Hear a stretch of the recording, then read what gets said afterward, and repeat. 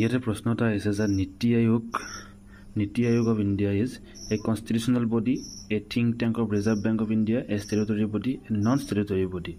এটা ইম্পৰ্টেণ্ট কথা যে নীতি আয়োগটো আমি সকলোৱে জানো যে আমাৰ প্লেনিং কমিশ্যনক ৰিপ্লেচ কৰিছে। তো এতিয়া সেইটো প্লেনিং কমিশ্যন হওক বা যিকোনো কমিশ্যন হওক বা কিছুমান ট্ৰিবিউনেলছ থাকে, সেইবিলাক আচলতে কি হয়, কিছুমান কনষ্টিটিউচনেল বডি হয়, কিছুমান ষ্টেটুটৰী বডি, কিছুমান নন ষ্টেটুটৰী বডি। সেইবিলাক কি হয় আচলতে, আৰু কিছুমান থাকে নন কনষ্টিটিউচনেল বডি। সেইবিলাক কি হয়, আমি এইটো উত্তৰটো আমি অলৰেডি গমেই পাইছোঁ কোনটো হ'ব। ইয়াৰ উত্তৰটো হ'ব ডি, যে এইটো হ'ল নন ষ্টেটুটৰী বডি। আৰু নন ষ্টেটুটৰী বডি হয় আচলতে নন কনষ্টিটিউচনেল বডি, যিবিলাক মানে আমাৰ সংবিধানত মেনশ্যন নাই। এতিয়া কথাটো হ'ল আমি গোটেইকেইটা বিষয়ে অলপ ভালকৈ জানি লোৱাটো ভাল, যে কনষ্টিটিউচনেল বডি কি হয়, ষ্টেটুটৰী বডি কি হয়, নন ষ্টেটুটৰী বডি কি হয়। তো আহকচোন আমি চাই লওঁ কি হয় আচলতে এইবিলাক। আপোনালোকে যদি ডিছপ্লেত দেখা পাইছে, তেতিয়াহ'লে আপোনালোকে ইয়াত গম পাব যে আমাৰ এটা হৈছে কনষ্টিটিউচনেল বডি থাকে, আৰু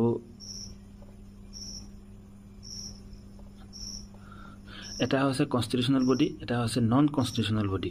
মানে যিটো সংবিধানৰ মানে সংবিধানত মেনশ্যন থকা হেৰি, আৰু এটা হ'ল সংবিধানত মেনশ্যন নথকা। এতিয়া যিটো নন কনষ্টিটিউচনেল বডি, তাৰে আকৌ দুটা ভাগ আছে, এটা হ'ল ষ্টেটুটৰী বডি, এটা হ'ল নন ষ্টেটুটৰী বডি। আৰু যিটো ষ্টেটুটৰী বডি আছে, তাৰে আকৌ দুটা ভাগ আছে, এটা হৈছে ৰেগুলেটৰী, আৰু এটা হৈছে কোৱাচি জুডিচিয়েল।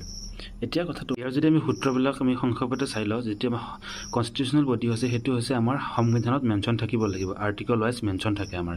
আৰু তাৰ সেই যিবিলাক বডিজৰ এইবিলাক মানে যিকোনো কমিশ্যন হওক কিবা পাৱাৰবিলাক সংবিধানৰ ফালৰ পৰা পায়। আৰু যিবিলাক নন কনষ্টিটিউচনেল বডি, এইবিলাকৰ মানে সংবিধানত মেনশ্যন নাই, এইটো নিজে বনাই লোৱা। এতিয়া যিটো নন কনষ্টিটিউচনেল বডি দুটা ভাগ আছে, এটা হ'ল ষ্টেটুটৰী বডি, এটা হ'ল নন ষ্টেটুটৰী বডি। এতিয়া ষ্টেটুটৰী বডি হ'ল এইবিলাক যিবিলাক মানে আমাৰ লেজিছলেচাৰে বনায়, যেনে আমাৰ ভাৰত চৰকাৰ হ'লে আমাৰ ৰাজ্যসভা বা লোকসভা মিলি কেনে বনাব, আৰু যদি ষ্টেটত হয় তেতিয়াহ'লে আমাৰ বিধানমণ্ডলে বনাব, বিধানসভাই বনাব, তেনেকুৱা। যেনে আমাৰ নেশ্যনেল ইনভেষ্টিগেশ্যন এজেঞ্চি, নিয়া আমি বুলি যে কওঁ, তাৰপিছত আমাৰ নেশ্যনেল হিউমেন ৰাইটছ কমিশ্যন, তাৰপিছত লোকপাল, লোক আয়োগ, এইবিলাক আমাৰ মানে সংসদত বনোৱা হয়।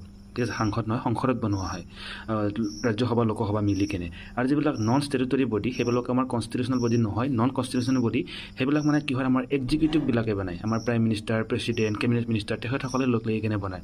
যেনে নীতি আয়োগ বা নেশ্যনেল ডেভেলপমেণ্ট কাউন্সিল, এইবিলাক মানে আমাৰ এক্সিকিউটিভ ফালৰ মানুহবিলাকে বনায় অকল। আমাৰ গোটেইবিলাক যিবিলাক ষ্টেট থাকে, লেজিছলেচাৰত থাকে, সিহঁতে গোটেই এক্সিকিউটিভ নাথাকে, অকল প্ৰাইম মিনিষ্টাৰ বা যিকেইটা মন্ত্ৰিত্ব পোৱাকেইটাই আমাৰ এক্সিকিউটিভত থাকে। তো এক্সিকিউটিভত থকাকেইটাই মানে আমাৰ এই নন ষ্টেটুটৰী বডি যিকেইটা বডিজ আছে সেইকেইটা বনায়। এতিয়া আমাৰ ষ্টেটুটৰী বডি দুটা ভাগ আছে, এটা আছে ৰেগুলেটৰী, এটা আছে আমাৰ কোৱাচি জুডিচিয়েল। এতিয়া ৰেগুলেটৰী কিছুমান বডি এনেকুৱা বডি